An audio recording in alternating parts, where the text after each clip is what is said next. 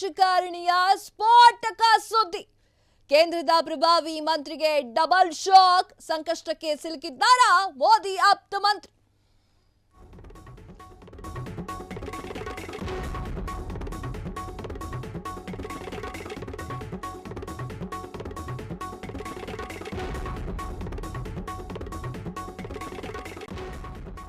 ಕೇಂದ್ರ ಮಂತ್ರಿಗೆ ಉರುಳಾಗುತ್ತಾ ಗಣಿ ಕೇಸ್.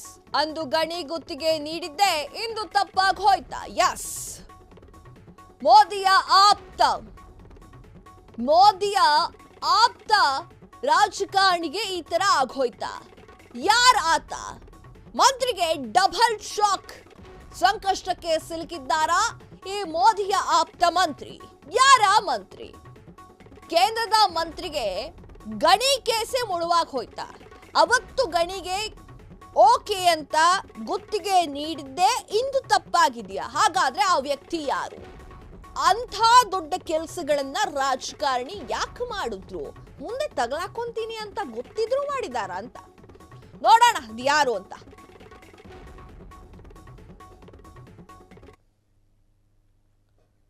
ರಾಜ್ಯದ ಕೇಂದ್ರ ಮಂತ್ರಿಗೆ ಬಂಧನದ ಭೀತಿ. ರಾಜ್ಯಪಾಲರ ಅಂಗಳದಲ್ಲಿದೆ ಮಂತ್ರಿ ಭವಿಷ್ಯ. ರಾಜ್ಯಪಾಲರು ಅನುಮತಿ ನೀಡಿದ್ರೆ ಕಷ್ಟ ಕಷ್ಟ ಕಷ್ಟ.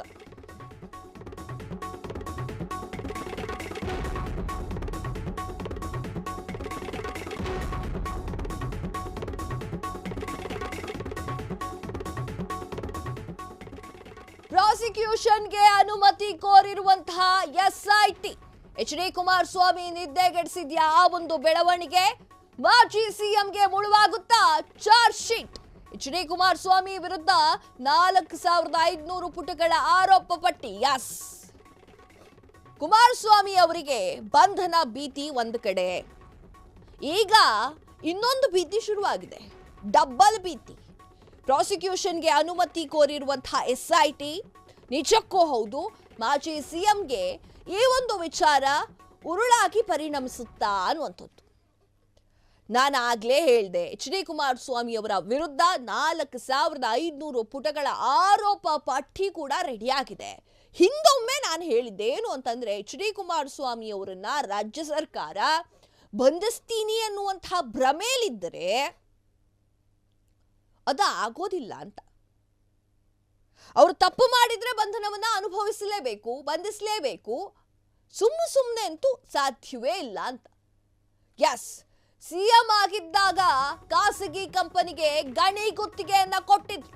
2007ರಲ್ಲಿ 550 ಎಕರೆ ಭೂಮಿ ಗಣಿ ಗುತ್ತಿಗೆ ಭೂ ಮಂಜೂರಾತಿ ನೀಡಿದ್ದ ಆರೋಪದಲ್ಲಿ ಎಚ್.ಡಿ. ಕುಮಾರಸ್ವಾಮಿಗೆ ಆತಂಕ ಹೆಚ್ಚಿಸಿದಂತಹ ಎಸ್ಐಟಿ ತನಿಖೆ. ಯಸ್, ಇದು ಈಗಿನ ಕತೆ ಅಲ್ಲ. 2007ರಲ್ಲಿ 550 ಎಕರೆ ಭೂಮಿಯನ್ನ ಗಣಿ ಗುತ್ತಿಗೆಯನ್ನ ಕೊಟ್ಟಿರ್ತಾರೆ. ಆಗ ಅವರು ಸಿಎಂ ಆಗಿರ್ತಾರೆ. ಖಾಸಗಿ ಕಂಪನಿಗೆ ಗಣಿ ಗುತ್ತಿಗೆಯನ್ನ ಕೊಟ್ಟಿರ್ತಾರೆ. ಭೂ ಮಂಜೂರಾತಿ ನೀಡಿದ್ದ ಆರೋಪದಲ್ಲಿ ಈಗ ಎಚ್.ಡಿ. ಕುಮಾರಸ್ವಾಮಿ ಅವರು ತಗಲಾಕೊಡ್ತಾ ಇದ್ದಾರೆ. ಎಚ್.ಡಿ. ಕುಮಾರಸ್ವಾಮಿ ಅವರಿಗೆ ಈ ಒಂದು ಆತಂಕ ಜಾಸ್ತಿ ಆಗ್ತಾ ಇದೆ. ನಾನು ಅವತ್ತೇ ಹೇಳಿದೆ, ಬಿಡದಿಯಲ್ಲಿರುವಂತಹ ಜಾಗದ ಮೇಲೆ ಆಲ್ರೆಡಿ ವಿಚಾರಗಳು ಹೊರಗೆ ಬರ್ತಾ ಇದೆ. ಅದನ್ನ ನಾನು ಸಿನಿಮಾದಲ್ಲಿ ದುಡ್ದಂತಹ ಜಮೀನು ಅಂತ ಕೂಡ ಹೇಳಿಕೆಯನ್ನ ನೀಡಿದ್ರು ಎಚ್.ಡಿ. ಕುಮಾರಸ್ವಾಮಿ ಅವರು. ಈಗ ಕತೆ 2007ಕ್ಕೆ ಹೋಗಿದೆ. 2007ರಲ್ಲಿ 550 ಎಕರೆ ಭೂಮಿಯನ್ನ ಗುತ್ತಿಗೆ ಕೊಡುತ್ತಾರೆ, ಅದು ಕೂಡ ಖಾಸಗಿ ಕಂಪನಿಗೆ. ಈಗ ಅದಕ್ಕೂ ಕೂಡ ತಲೆನೋವು ಬಂದಿದೆ.